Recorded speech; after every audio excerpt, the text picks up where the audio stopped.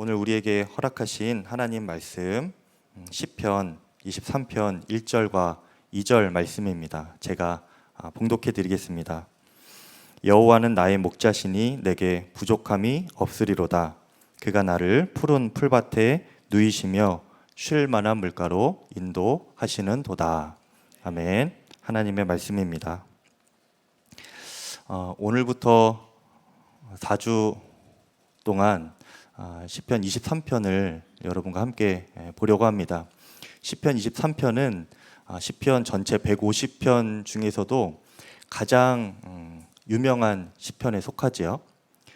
시편 23편은 총 6개의 절로 이루어져 있습니다. 그래서 길지 않은 시편입니다. 짧은 내용인데요. 그 속에는 하지만 다윗이 그 인생 전체에 걸쳐서 경험한 너무나 풍성하고 깊은 신앙 고백이 담겨져 있습니다. 다윗이 어릴 때는 목동이었죠. 양을 치는 목동이었습니다. 그런데 그는 사실 가족들에게조차 인정받지 못하는 그러한 어린 목동에 불과했습니다. 하지만 그가 여러 인생의 시련을 겪고 또 희로애락을 지나서 이스라엘 전체 백성을 다스리는 목자가 되죠. 통일 이스라엘의 왕이 됩니다. 그 모든 여정 가운데 그의 인생을 다윗이 돌아보니까 내 인생은 하나님 아니면 설명할 수 없는 인생이구나, 이것을 깨닫게 되는 것입니다. 마치 자신이 그 옛날 광야에서 양을 칠 때에 그 양 한 마리 한 마리를 정말 생명을 다하여서 살피고 돌보았던 것처럼 하나님께서 자신을 그렇게 세심하고 또 생명을 다하여 보살펴 주셨다는 것을 이 다윗이 깨닫게 되는 것이죠. 그래서 그 첫 번째 고백이 바로 여호와는 나의 목자시니입니다. 여호와는 나의 목자시니. 한번 따라해 볼까요? 여호와는 나의 목자시니. 네. 다윗은 자신이 양이고 또 하나님께서 자신의 목자이시다라고 이렇게 고백하는 것입니다. 그런데 이것은 사실은 굉장한 고백입니다. 여호와 하나님은 여러분 천지의 창조주이시죠. 유대인들에게도 하나님은 그런 분이셨습니다. 자연계뿐만 아니라 초자연계, 영적인 영역까지도 다 창조하신 분이 바로 여호와 하나님, 창조주 하나님이시죠. 그렇게 초월적이고 전능하신 창조주 하나님을 이 다윗은 지금 나의 목자이십니다, 이렇게 고백하는 것입니다. 마치 하나님을 자신만이 소유하고 있는 것처럼, 그리고 세상에서 자신만이 그 천지의 창조주 하나님과 가장 친한 관계인 것처럼 그렇게 고백하고 있는 것이죠. 다윗이 평생의 그 인생을 경험하면서 되돌아보니까 이 하나님께서 때로는 멀리 계시고 또 때로는 두렵게만 여겨졌던 하나님이셨는데, 사실은 알고 보니까 마치 목자와 양의 관계처럼 다윗에게 있어서 이 하나님은 너무도 가깝고 친밀하고 개인적인 관계의 주님이시구나, 이렇게 깨달아졌기 때문입니다. 그런데 이것은 아무나 이렇게 깨닫는 것이 아닙니다. 이 일은 오직 성령께서 하시는 일입니다. 복음을 우리가 설명 듣는다고 해서 누구나 다 예수 십자가의 복음의 능력과 그 깊은 사랑을 저절로 깨닫게 되는 것은 아닙니다. 어려운 일이나 고난을 많이 겪는다고 해서 누구나 저절로 하나님을 찾게 되는 것도 아닙니다. 그런 일을 만나면 하나님을 거부하고 떠나는 사람도 많이 있습니다. 하나님께서 나의 목자이십니다, 이 사실은 오직 성령님께서 우리의 모든 희로애락의 삶을 통하여 깨닫게 해주셔야 고백할 수 있는 것입니다. 따라서 오늘 여러분께서도 말씀을 계속 들으시면서 성령님께 그렇게 계속 기도하시면서 들으시면 좋겠습니다. 성령님, 제가 여호와 하나님이 나의 목자이심을 깊이 깨닫게 하여 주시옵소서. 그 주님의 지식을 저에게도 허락해 주십시오. 이렇게 기도하는 마음으로 들으시면 좋겠습니다. 다윗이 그렇게 하나님께서 자신과 너무도 가까운 분이시다 이렇게 표현할 때 목자라고 표현했다고 했는데요. 이 목자는 당연히 선한 목자입니다. 목자에는 선한 목자가 있고 또 사꾼 목자가 있죠. 그런데 사꾼 목자라고 하면 흔히 비호감의 이미지를 떠올리곤 합니다. 그런데 일반적으로 말하면 이 사꾼 목자는 말 그대로 어떤 대가를 받고 양을 대신 돌봐주는 사람을 말하는 것입니다. 그래서 야곱도 알고 보면 이 사꾼 목자였습니다. 외삼촌이자 자신의 장인어른인 그 라반의 양들을 이 야곱이 20년간 잘 돌봐주었죠. 삭슬 받고 성실하게 돌봐주었습니다. 비호감이 아니라 이 사꾼 목자들은 정당한 대가를 받고 일하는 그런 사람들이었습니다. 그래서 이 사꾼 목자들 중에서도 성실하고 또 좋은 목자가 많이 있었습니다. 그 가운데 몇몇이 좀 질이 안 좋은 사꾼 목자였던 것이죠. 그런데 그럼에도 불구하고 다윗이 오늘 여호와는 나의 목자시니라고 고백할 때 이 목자는 사꾼 목자 정도가 아니라 선한 목자입니다. 이 사꾼 목자와 선한 목자의 차이를 예수님께서 설명해 주셨는데요. 사꾼 목자가 선한 목자를 도무지 따라갈 수 없는 한 가지가 있습니다. 요한복음 10장 11절에 예수님께서 나는 선한 목자다라고 하시면서 그 부분을 설명해 주셨는데요. 선한 목자는 양을 위하여 자기 목숨을 내놓는다. 품삯을 받고 양을 돌보는 사람은 사실 목자가 아니며 양도 자기 양이 아니다. 이렇게 말씀해 주셨습니다. 사꾼 목자와 또 선한 목자의 차이점을 예수님은 자기 양을 위하여 목숨을 내놓는 것 이렇게 단순하고 명확하게 정의해 주셨습니다. 누가 그렇게까지 합니까?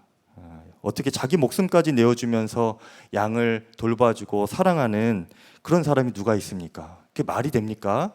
우리가 이렇게 생각을 할 수도 있어요. 맞습니다. 그럴 수 있는 사람은 없습니다. 그렇죠. 그런데 한 분 계신데 바로 예수 그리스도이십니다. 선한 목자이신 예수님은 마치 우는 사자처럼 그렇게 울부짖으면서 양들을 노리고 있는 그런 마귀들로부터 우리를 구원하시려고 자기의 목숨을 내어 놓으셨죠. 그 말도 안 되는 일을 예수님이 십자가에서 이미 행하셨습니다. 세상에서 이런 목자는 예수님 한 분밖에 없습니다. 그래서 선한 목자는 단순히 그냥 좋은 목자, 성실한 목자, 이런 목자만을 의미하지 않습니다. 오직 양을 위하여서 생명을 내어주시는 주 예수 그리스도만이 선한 목자이신 것입니다. 그러니까 선한 목자는 오직 예수님만을 나타내는 고유명사다, 이렇게 생각하시면 되겠습니다. 다윗은 이미 수천 년 전에 성령의 감동하심 가운데 하나님께서 이런 선한 목자이시구나라는 것을 알게 되었습니다. 주 예수 그리스도의 십자가 구원의 복음을 수천 년 전에 이미 깨닫게 된 것이고요. 그 십자가의 사랑을 알게 된 것이죠. 천지를 지으신 여호와 하나님께서 나를 아시고 뿐만 아니라 생명 걸고 나를 구원하시며 돌봐주시는 그러한 선한 목자이시구나. 이것을 그가 깨달은 것입니다. 그때 그의 마음, 그 감격스럽고 또 벅찬 마음으로 고백한 것이 여호와는 나의 목자시니 내게 부족함이 없으리로다. 이 고백이었습니다. 성령님은 오늘 우리에게도 깊은 감동을 주시면서 예수님만이 나의 선한 목자이심을 깨닫게 해주실 것입니다. 나를 구원하시기 위해 생명을 내어주신 십자가의 은혜가 무엇인지 주님이 깨닫게 해주실 것입니다. 그것을 진정으로 우리가 깨닫기만 한다면 모든 것이 달라집니다. 더 바랄 것이 없고 또 부족함이 없어지는 것이죠. 지난주부터 금요 특별 성령 집회에 김영희 목사 선교사님 오셔서 은혜의 말씀 전해주고 계시는데요. 성도님들이 너무도 말씀의 큰 은혜를 누리고 또 기도도 뜨겁게 했습니다. 선교사님께서 이제 쓰신 책 중에 선교사님의 간증을 적어놓은 부분이 있어서 제가 다시 한번 좀 소개를 드리려고 합니다. 선교사님은 안모태 신앙이셨습니다. 모태 신앙이 아니고 안모태 신앙. 망한 술집 아들로 태어나서 교회 교자, 또 예수의 예자도 모르는 그런 집에서 불행한 가정 가운데 자라나셨다고 해요. 아버님이 고급 술집을 운영하시다가 갑자기 돌아가셔서 비참하게 돌아가셔서 선교사님 중학생 때 온 가족이 뒷골목에 방 한 칸 없이 그렇게 내쫓기게 되었다고 합니다. 그렇게 술과 마약, 살인, 음란 이런 것이 일상이었던 그 뒷골목에서 중학교 때부터 쭉 자라면서 마음과 삶이 피폐해져 갔다고 하셨다고 해요. 청년 시절까지 그렇게 굶주림과 또 소외감, 또 세상을 향한 끝없는 절망과 원망으로 괴로워하면서 자살을 시도해 보았지만 더 쉽게 죽어지지 않았습니다. 그 이후에 스스로를 학대하며 살아갔다고 했죠. 그런데 그러던 중에 하나님의 설명할 수 없는 섭리와 역사하심으로 하나님께서 선교사님을 찾아오셨고 그 10년 가운데 해주신 첫 마디가 이것이었다고 해요. 내가 널 사랑한다. 하나님이 널 사랑한다. 넌 재수 없이 망한 술집 아들놈이 아니고 내가 너를 대신해서 죽을 만큼 소중한 놈이다. 태어나서 생전 처음 들어보는 그 창조주 하나님의 음성이었고 그것이 마음으로 깨달아지게 되니까 먼저는 충격 그 자체였습니다. 그리고 이런 생각이 드는 거예요. 천지를 창조하신 조물주가 계신데 그 조물주가 그 피조물 중에서도 가장 찌그러진 불량품 같은 나 하나 사랑하다가 미쳐서 하나밖에 없는 그 독생자를 나를 위해 죽게 하셨다니 이것이 얼마나 큰 충격이겠습니까? 너무나 엄청난 진리이고 감당할 수 없는 사랑으로 깨달아진 거예요. 그래서 그때부터 선교사님도 하나님께 홀랑 미치셨다고 합니다. 더 이상 어떤 설명이 필요하지 않았고 더 이상 어떤 진리가 필요하지 않았습니다. 그리고 선교사님께서는 그 자리에서 하나님께 그렇게 기도를 하셨죠. 주님, 제가 이제 무소유로 살겠습니다. 주님밖에는 아무것도 더 필요하지 않습니다. 그렇게 기도하면서 본인의 삶을 드리고 또 본인의 삶만 드리면 좋은데 자녀들의 삶까지 다 드리셨대요. 5자녀가 있었는데 다 선교사로 주님께 드리셨습니다. 왜 그랬겠습니까? 오직 주님으로만 충분했기 때문입니다. 그것이 너무나 큰 확신이었기 때문에 그래요. 그래서 선교사님의 신앙 고백은 그때나 또 지금이나 간단합니다. 예수면 다다. 예수님 한 분이면 충분합니다. 이것이 그 선교사님의 고백이시더라고요. 제가 사실은 청년 시절에 김영희 선교사님의 이 간증을 처음 듣고 너무도 큰 은혜를 받았습니다. 그런데 놀라운 것은 20여 년이 지난 지금도 그 선교사님의 고백이 그대로라는 거예요. 변하지 않았다는 겁니다. 예수면 다다. 예수면 충분하다. 그리고 그 고백이 지금 들어도 저의 가슴을 뜨겁게 하고 또 제 안에도 동일한 고백이 되어지게 되는 것입니다. 선교사님의 하나님이 저의 하나님이시고 지금도 성령님께서 우리와 함께하고 계시기 때문입니다. 그리고 그 성령에 사로잡혀서 또 성령의 감동하심으로 깨달음을 얻은 다윗도 동일한 고백을 한 것이죠. 여호와는 나의 목자시니 내게 부족함이 없으리로다. 수천 년 전의 다윗과 그 선교사님과 저와 또 여러분이 모두가 동일하게 예수면 다입니다. 예수면 충분합니다. 여호와는 나의 목자시니 내게 부족함이 없습니다. 이렇게 고백할 수가 있게 되는 것입니다. 배경이 없어도 또 돈이 없어도 지위나 인정받는 자리에 있지 않아도 또 우리에게 좋은 인맥이 없어도 우리가 부족함을 느낄 이유가 없습니다. 창조주 하나님 여호와께서 나를 위해 생명을 내어주시며 돌봐주시는 그런 선한 목자이시기 때문입니다.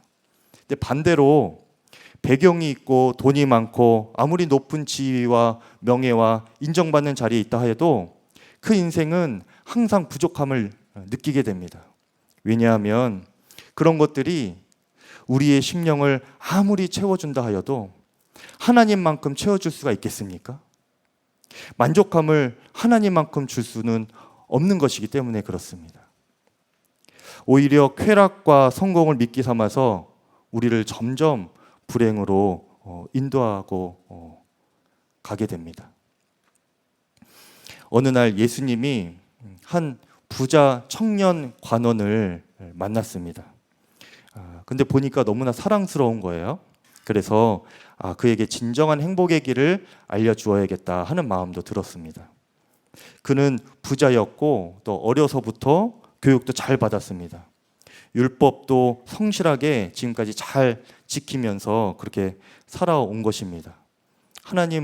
예수님께서 보시기에도 사랑스러워 보였고요. 뭐 본인이 스스로 생각해도 내가 이만하면 잘 컸구나. 내가 이만하면 괜찮은 사람이구나 생각하면서 부족함이 없어 보이는 그런 사람, 그런 청년이었던 거예요. 그런데 예수님 보시기에는 한 가지 부족한 것이 있었습니다. 마가복음 10장 21절에 예수께서 그를 보시고 사랑하사 이르시되 내게 아직도 한 가지 부족한 것이 있으니 가서 내게 있는 것을 다 팔아 가난한 자들에게 주라. 그리하면 하늘에서 보화가 내게 있으리라. 그리고 와서 나를 따르라. 이렇게 말씀하셨습니다. 여러분, 예수님이 아무에게나 나를 따르라 이렇게 말씀하지는 않으셨습니다. 성경을 자세히 읽어보시면 치료해 주시고 가르쳐 주셔도 나를 따르라 하신 분들은 몇 분 안 돼요. 여러분, 예수님의 제자만 해도 12명밖에 안 되지 않습니까? 그렇죠? 천지의 창조주 하나님과 동일하신 주 예수님께서 부르신다는 것은 큰 특권이고 사실은 영광이지요. 그런데 그 청년은 예수님을 따르지 못했습니다. 주님보다 돈을 더 자신의 목자로 삼은 것이죠. 그리고 그의 마지막 모습은 슬픈 기색을 띠고 근심하는 모습이었습니다. 그리고 예수님은 그가 하나님의 나라에 들어가기 어렵겠다 이렇게 말씀을 하시죠. 마가복음 10장 22절에 그 사람은 재물이 많은 거로 이 말씀으로 인하여 슬픈 기색을 띠고 근심하며 가니 예수께서 둘러보시고 제자들에게 이르시되 재물이 있는 자는 하나님의 나라에 들어가기 심히 어렵도다 말씀하셨습니다. 여러분, 사탄이 하는 일이 이런 일입니다. 마치 낚시와 같아요. 여러분, 물고기에게 바닷속이 얼마나 먹잇감이 많습니까? 얼마나 살기 좋은 곳이 물고기에겐 이 바닷가이지 않겠습니까? 그런데 어느 날 물고기가 낚시 바늘에 걸린 미끼를 보게 되었어요. 그것이 계속 보다 보니까 좋아 보이고 또 집착하게 되고, 그래서 그것을 이렇게 물게 되면, 먹게 되면 어떻게 되겠습니까? 맛있는 미끼를 먹게 되겠죠. 먼저는. 그런데 그리고는 그 인생이 끝나는 것입니다. 물고기니까 어생이겠죠. 그 어생이 끝나는 거예요. 바닷속에 이미 주어진 수많은 안정감과 행복을 줄 수 있는 풍성한 것이 있음에도 불구하고 그 행복들을 다 놓치고 물 밖으로 끌려 나와서 죽게 되는 것입니다. 우리 인생도 또 많은 물질이 있어도, 명예나 세상 좋은 것이 눈앞에 있어도 그것이 여러분 우리 눈에 보였을 때에 그것에만 집착하면 어떻게 되겠습니까? 노력하면 얻을 수가 있겠죠. 많은 물질과 또 명예와 지위와 이런 것들 노력하면 노력하는 만큼 얻을 수 있지 않겠습니까? 그런데 그렇게 마음껏 누리다가도 금세 우리의 인생이 사단에게 그렇게 끌려 올려가는 것입니다. 이미 주 안에서 주어지고 누릴 수 있었던 수많은 행복들을 놓치게 되고 점점 불행의 길로 그렇게 끌려가는 것. 이것이 사단이 하는 일인 것입니다. 이 부자 청년 관원이 예수님 앞에서 예수님을 목자로 삼지 못하고 다른 것을 계속 목자로 삼다 보니까 이렇게 사단의 꼬임에 이끌림에 끌려가게 되는 것이지요. 참 행복이 있는 곳은 다른 곳이 아닙니다. 찬송가 438장 내용은이 은총이보 그 찬양 중에 내 주 예수 모신 곳이 그 어디나 하늘나라, 그런 찬양 가사가 있죠. 천국의 삶은 충분한 행복의 삶은 다른 곳이 아니라 오직 예수님만을 나의 목자로 고백하며 그분만을 따르는 그곳이 바로 하늘나라이고 천국입니다. 우리에게 충분한 평안과 또 풍성함, 또 부족함 없는 삶을 주는 것은 오직 예수님만 나의 목자로 고백하고 따를 때 누릴 수가 있는 것이죠. 여러분, 그래서 주님은 우리를 제자로 부르실 때에 이 믿음을 확인하십니다. 예수님의 제자라면 누구나 그런 성공이나 물질적인 부함이나 혜택에 있어서 이 부족함을 체험하도록 그렇게 부름받게 되어 있습니다. 그런 훈련을 받게 돼요. 바울도 예수님을 만나고 난 이후에 그의 삶이 그런 훈련을 받은 삶이었다고 고백하였습니다. 그리고 마침내는 그가 내가 부족함 없는 사람이 되었습니다. 이렇게 고백했는데요. 빌립보서 4장 12절에 여러분이 한번 읽어보실까요? 자, 시작.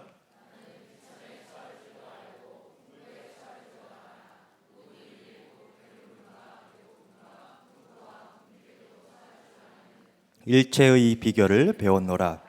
내게. 아멘. 감사합니다. 제가 목이 말라서 여러분을 시켰습니다. 네. 우리가 마음으로라도 이렇게 고백했으면 좋겠습니다. 천지와 우주 만물의 창조주 하나님은 선한 목자이십니다. 그리고 그 하나님이 나의 목자이십니다. 이 고백이 분명했으면 좋겠습니다. 그분만이 나의 목자이십니다.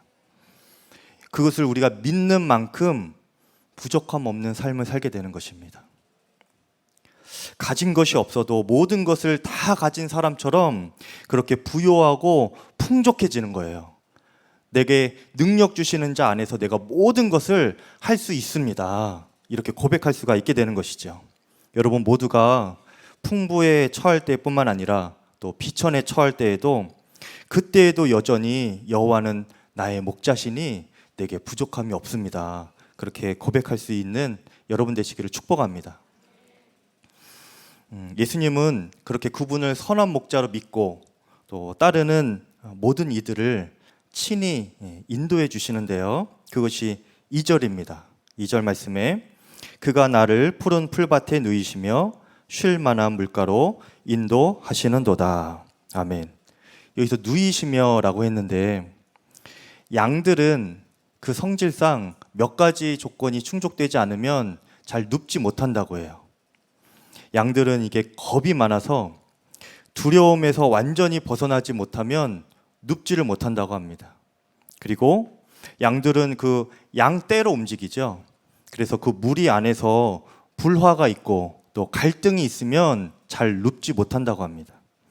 또 파리나 기생충, 해충들이 있으면 그것이 이렇게 괴롭게 할 때 코 속에다가 알을 까놓고 막 이렇게 부화하면 너무나 괴롭겠죠. 그런 괴로움이 있을 때 눕지 못한다고 해요. 또 배부르지 못하면 눕지 못합니다. 그래서 양들은 항상 배고픔을 해결할 수가 있어야 해요. 그런데 이 모든 것은 그들 옆에 목자가 있으면 다 해결되는 것입니다. 그래서 이 양만큼 사람에게 의존하는 동물도 없다고 해요. 양에게는 목자가 꼭 필요하다고 합니다. 그 중에 한 두 가지 정도만 볼 건데요. 먼저 양들은 매우 소심하고 겁이 많아서 길 잃은 산토끼가 풀숲에서 갑자기 폴짝 뛰쳐나오기만 해도 양들은 놀라가지고 그 온 무리가 우르르 도망간다고 합니다. 그 정도로 염려와 근심이 많은 동물이 양이라고 합니다. 그리고 언제 맹수가 이렇게 달려들까 너무나 불안한 마음으로 맘 편히 쉬지 못하고 또 신경 쇠약에 걸리고 비쩍 마르게 된다고 해요. 먹지 못해서. 그런데 목자가 옆에 있으면 이 양들이 안심을 하는 거예요. 목자는 항상 이 막대기를 들고 다니죠. 그리고 다윗이 뭘 잘 돌렸습니까? 물맷돌을 잘 돌렸죠. 그런 것들로 맹수를 쫓아주는 거예요. 요즘에는 장총을 들고 다니면서 목자들이 양들을 보호해주고 있지요. 그러니 양들은 그 목자가 옆에 있기만 해도 안정감을 누리고 또 곁에 있는 풀들을 배부르게 먹으면서 누울 수가 있는 것입니다. 우리 삶에 항상 문제가 되는 것이 무엇입니까? 불행이라는 것이 찾아오게 되는데 이것이 예고 없이 언제 찾아올지 모른다는 거예요. 불행이 찾아오는 것이 불확실성 가운데 있다는 겁니다. 그래서 저를 포함해서 많은 사람들이 마음에 항상 염려와 근심으로 노심초사하면서 살게 되죠. 그리고 실제로 그 불행한 일들은 불현듯 찾아옵니다. 갑자기. 그런데 감사한 것은 그 불행한 상황 가운데서도 성령님은 여전히 우리와 함께 계시다는 것입니다. 그러면서 성령님은 우리에게 이렇게 알려주시는 것입니다. 지금도 선한 목자 되신 예수님이 너와 함께 계시단다. 알려주시는 거예요. 그것이 깨달아지면 우리가 불행 중에도 불행한 그 상황 중에서도 평안함이 임하게 됩니다. 그리고 이런 일들이 우리가 나이가 들면서 또 연륜이 쌓이면서 계속 반복될 것 아닙니까? 그러면서 우리의 마음에는 이런 확신이 들게 됩니다. 모든 환경 속에서도 나와 함께 하시며 돌보시는 그 선한 목자 되신 주님이시구나. 이것을 아는 지식과 믿음이 자라나게 되고요. 그것이 우리의 삶에 안정감과 만족함을 주게 되는 것입니다. 이런 거예요. 처음에는 불행이 또 찾아오면 어떡하지? 어떡하지? 이렇게 유약한 믿음으로 살다가도 어두운 순간부터는 주님이 나와 함께 하시고 또 이기게 하시고 은혜를 주실 거야. 이렇게 믿음의 근육이 생겨가는 거예요. 그러다가 그 이후에는 불확실하게 닥쳐오는 그런 불행이 더 이상 두렵지 않게 되고 염려와 근심으로 살아가는 그 영적인 신경 쇠약으로부터 벗어나게 됩니다. 그리고 결국에는 마지막에는 어떻게 되냐면 다음 어려움은 언제 오는 거지? 거기에 맞춰서 하나님이 더 큰 은혜를 주실 건데 하나님이 어떻게 역사하실지 기대가 된다. 이렇게 고난이 기대가 되는 거예요. 그것보다 더 큰 하나님의 은혜를 내가 알기 때문에 그렇게 기대가 되는 것이죠. 담대함이 생기는 것입니다. 여러분이 그 10년 가운데 예수님께서 나와 함께 계시다. 어느 순간에도 그 고난보다 어떤 불행보다 비교도 안 되는 예수님의 은혜가 더 크다. 이런 믿음의 담대함으로 살아가시기를 축복합니다. 두 번째로 이 양들은 그렇게 외부의 적들, 불시로 찾아오는 두려움뿐만 아니라 그 양떼 무리 안에서 서로 경쟁하고 또 적대 관계에 놓일 때가 있는데요. 이런 서로 간의 갈등들이 이 양들에게는 굉장히 큰 스트레스라고 합니다. 모든 동물 집단 가운데는 동물 사회 집단 안에는 그 사회 질서가 있죠. 또 지휘 체계, 위계 질서가 있는데요. 양들도 예외는 아닙니다. 닭들 중에는 그 위계 질서가 잘 쪼는 닭이 가장 1순위죠. 양들 중에는 머리로 잘 들이받는 양이 가장 1등입니다. 젊은 양 한 마리가 이렇게 한가하게 풀을 뜯거나 조용하게 누워서 휴식을 취하고 있으면 늙은 양이 목을 아주 굽혀서 달려드는 거예요. 들이받는 겁니다.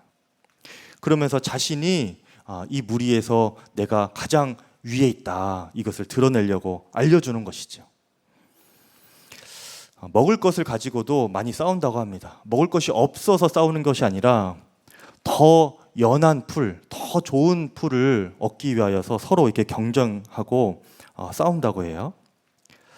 그런데 목자가 옆에 있으면 그런 어리석은 경쟁을 하지 않고 또 싸우지도 않는다고 합니다. 목자가 이렇게 보면서 그렇게 호전적인 양이 있으면, 싸나운 양이 있으면 목자가 가서 혼내주기도 하고, 또 약하고 어린 양들을 이 목자가 더 보호해 주면서 그 양떼 공동체의 평화를 유지해 주기 때문에 양들이 목자가 옆에 있으면 서로 경쟁하지 않고 싸우지 않는다고 해요. 이런 내부 경쟁은 양들에만 있는 것이 아니라 사람들 모여 살아가는 곳에도 있지요, 여러분.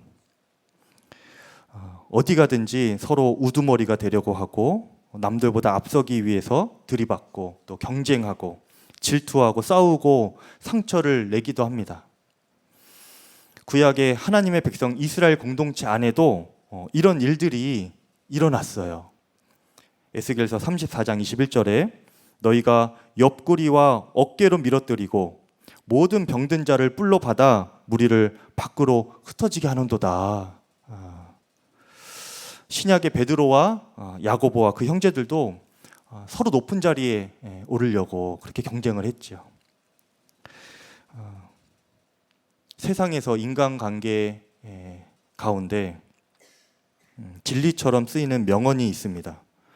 그렇게 양보하고 내어주고 먼저 용서하고 또 배려하는 것들을 어리석은 일이다, 이렇게 비웃으면서 명언처럼 하는 말이 있죠. 호의가 계속되면 뭐죠? 호의가 계속되면 호구된다, 이런 말이 있대요. 여러분도 그렇게 생각하시나요? 호의가 계속되면 나는 호구가 된다. 우리가 기억할 것은 선한 목자로 함께 계시는 예수님은 항상 연약한 양의 편이라는 것입니다. 자기를 낮추는 자를 높여주시고요, 반대로 스스로 자기를 높이는 자를 예수님은 낮춰주십니다. 그런 사람이, 스스로 높이는 그런 사람이 공동체에 많으면 그 공동체가 천국의 평안을 누리지 못하기 때문에 그래요. 마태복음 23장 12절 13절에 보면 누구든지 자기를 높이는 자는 낮아지고 누구든지 자기를 낮추는 자는 높아지리라. 화 있을진저 외식하는 서기관들과 바리새인들이여, 너희는, 여기서 함께 읽어볼까요? 천국 문을 사람들 앞에서 닫고 너희도 들어가지 않고 들어가려 하는 자도 들어가지 못하게 하는도다.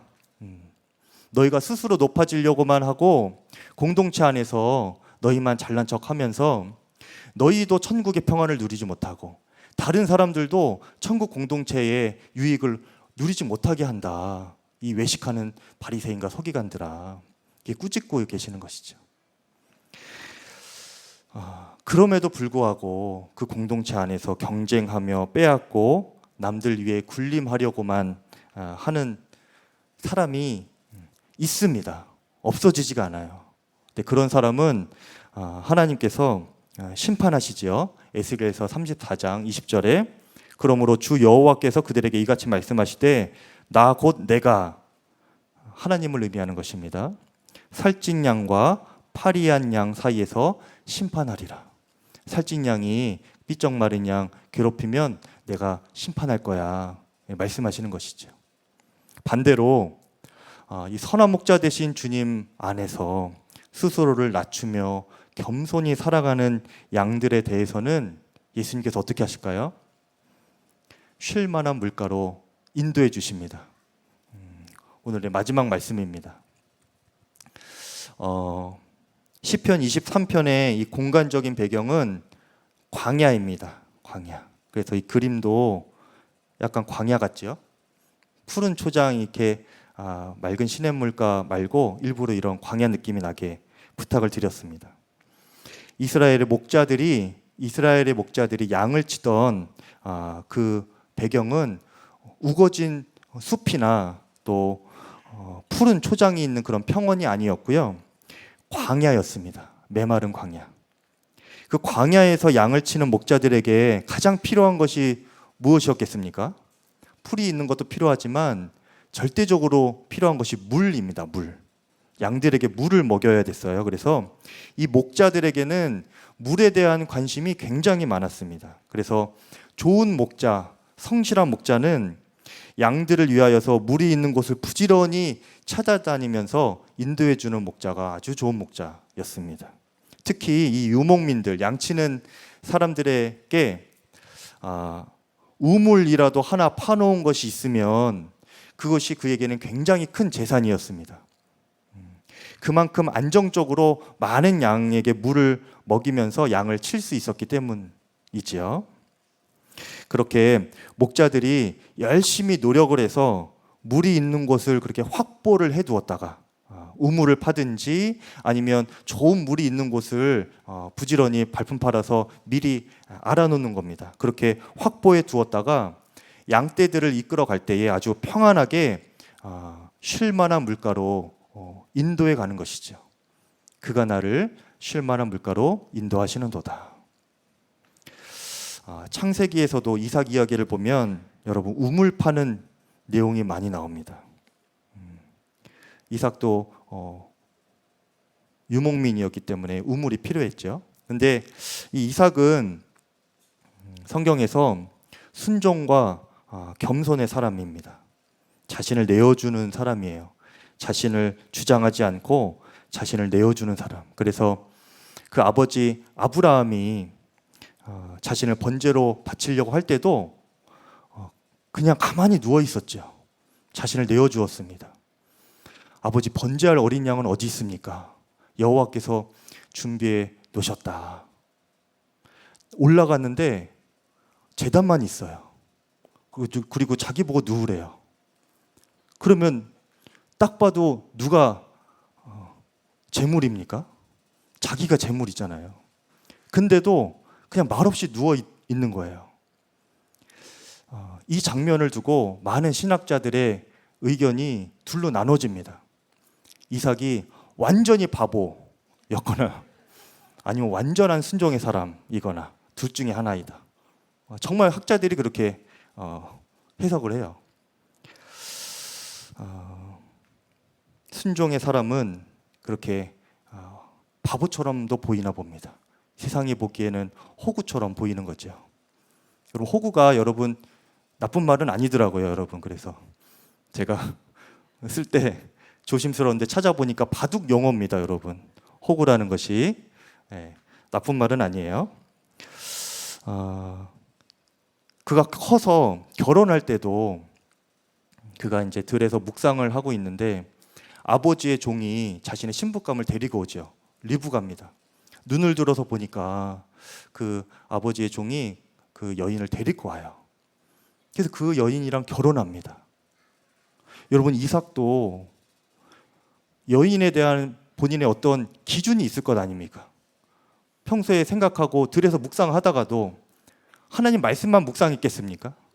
자신이 또 여인에 대해서는 어떤 또 상상도 했을 것 아닙니까? 그런데 그가 그저 아버지께서 정해주신 아버지의 종이 데리고 온 그 여인과 결혼한 거예요. 자신을 내어준 거죠. 얼마나 이 순종의 사람입니까? 그런 사람이 바로 이삭이었어요.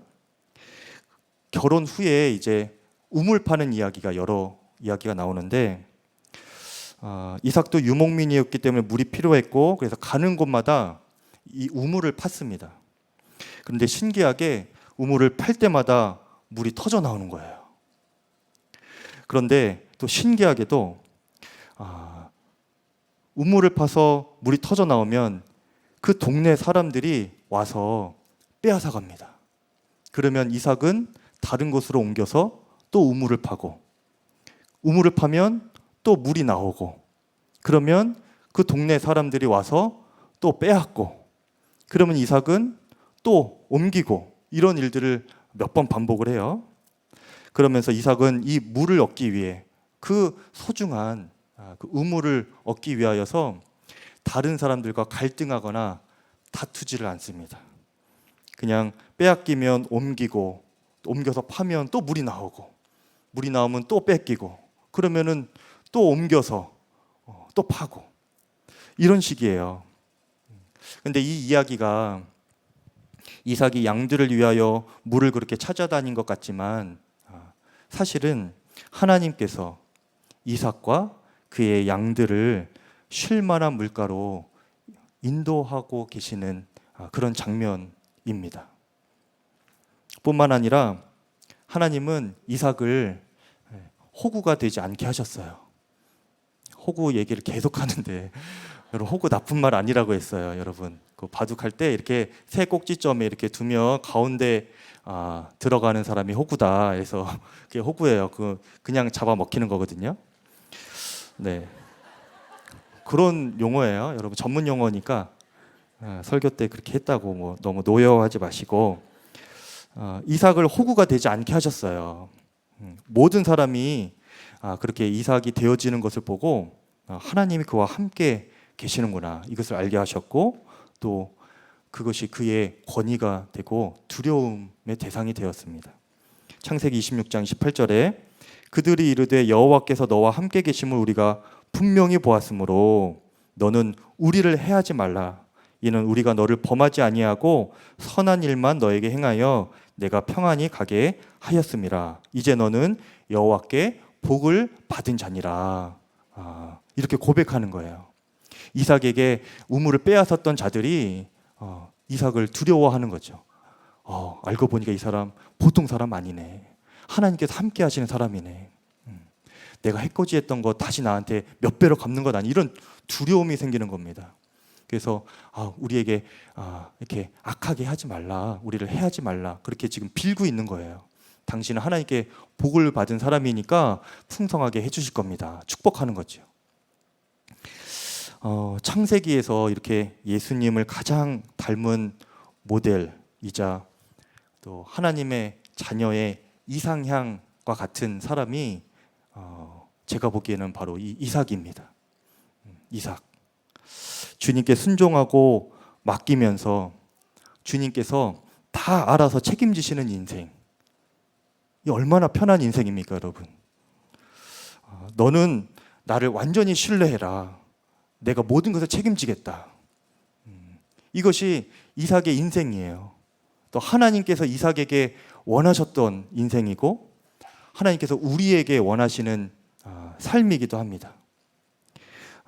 하나님께서 우리에게 바라시는 믿음은 선한 목자 되신 주 예수님을 온전히 신뢰하고 그분께 맡기는 믿음이에요. 여러분에게 이 믿음이 있기를 바랍니다. 예수님께서 나를 위하여 가장 좋은 물이 있는 곳으로 이미 나를 위하여 예비해 두셨다, 준비해 두셨다, 이렇게 여러분 믿으시기를 바랍니다. 그러니 다른 사람들과 다툴 필요가 없고, 여러분 남의 것 빼앗으려고 머리 쓸 필요도 없습니다.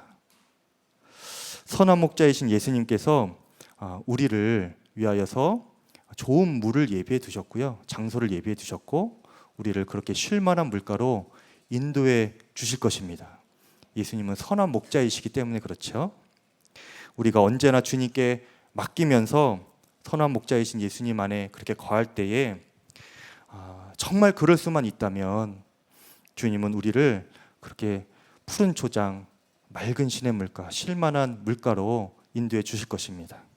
그런데 우리가 너무도 쉽게 포기하고 또 하찮게 여기는 것이 주님 안에 거하는 것입니다.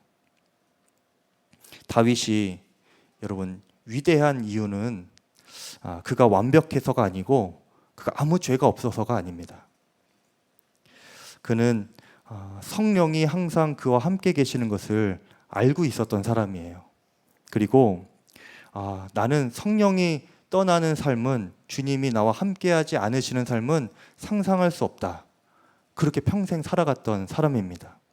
그래서 그가 비록 죄를 지었지요. 죄를 지었을 때에도 그가 하나님께 구했던 것은 단 한 가지였습니다.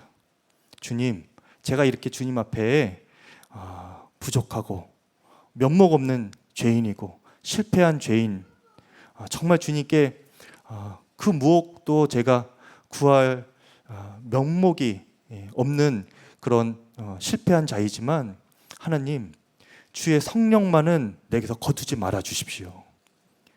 주의 성령만은 나를 떠나지 마십시오. 그렇게 간구할 수 있었던 사람이 바로 이 다윗입니다. 여러분, 이 시간 우리 찬양을 부르실 텐데요. 찬양을 통해서 주여, 우리도 죄와 허물이 있지만, 죄악이 있지만 우리를 떠나지 마십시오. 성령을 거두지 마십시오.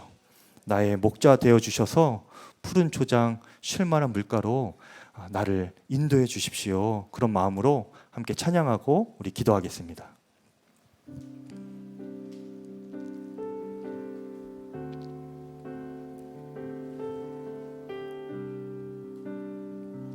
정결한 마음 주시옵소서.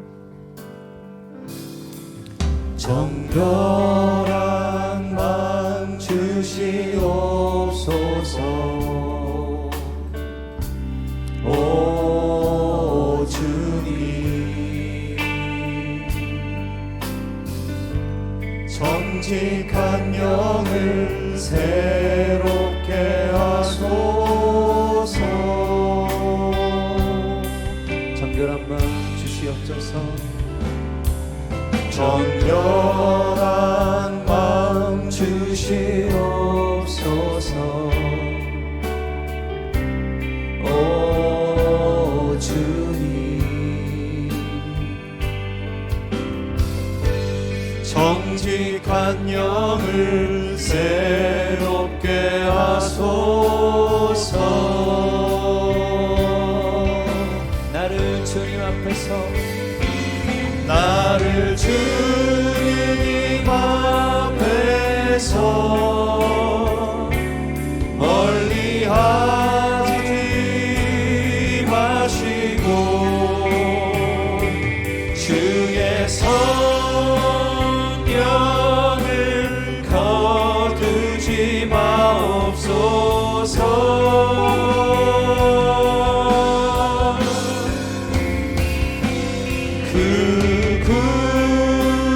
구원의 기쁨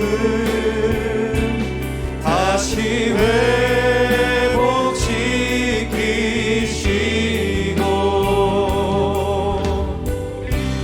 변치 않는 마음 내 안에 주소서. 이 시간 두 번에 나눠서 함께 기도하겠습니다. 이 시간 먼저 기도할 때는, 하나님, 주 예수님, 제가 주님 외에 다른 것을 나의 목자로 삼았던 죄를 회개합니다. 조급하여서 주님을 잘 따라가지 못하고 다른 것을 바라보았고 다른 것으로 마음을 채우고 만족을 누리려 했던 모든 죄를 용서하여 주시옵소서. 죄로 인하여 멀어졌던 주님과의 관계가 다시 회복되게 하여 주시고 나에게 성령을 거두지 말아 주시옵소서. 죄 없이는 살아도 주님 없이는 살지 않게 하여 주시옵소서. 주의 이름 부르고 통성으로 기도하겠습니다. 주여,